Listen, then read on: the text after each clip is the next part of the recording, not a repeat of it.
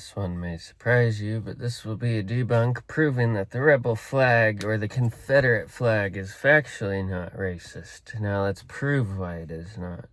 Too many are quick to judge without ever even beginning to learn about where someone is coming from. Now, I did not grow up in the South, nor is it my heritage. I did grow up in Indiana, and it is kind of Southern, but no. But the rebel flag is factually a symbol of pride and heritage for millions, not racist, and even many black people sport/defend it.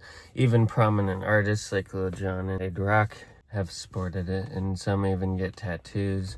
The Confederate flag, specifically the battle flag, is often abused and misused and misidentified as the National Confederate flag, which represents Southern heritage, pride, and regional culture, and a connection to ancestors who fought in the Civil War. They argue that it honors personal or familial history. It's not like disloyalty to the United States.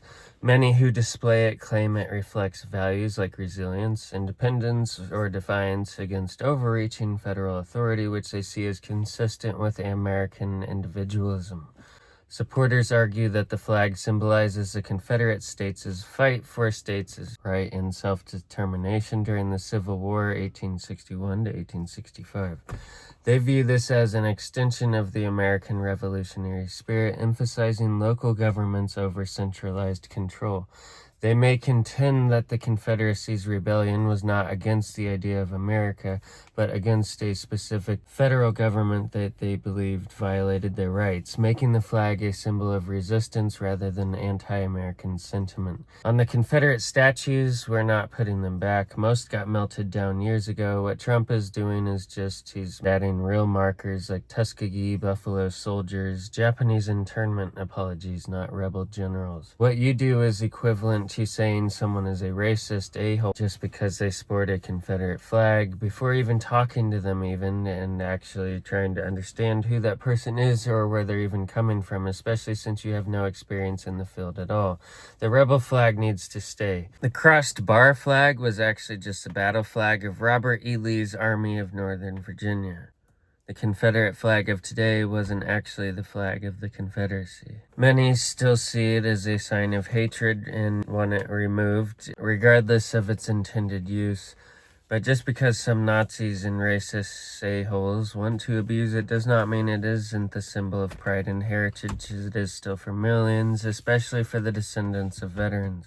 The great majority of Southerners are no more racist than a lot of Northerners, really.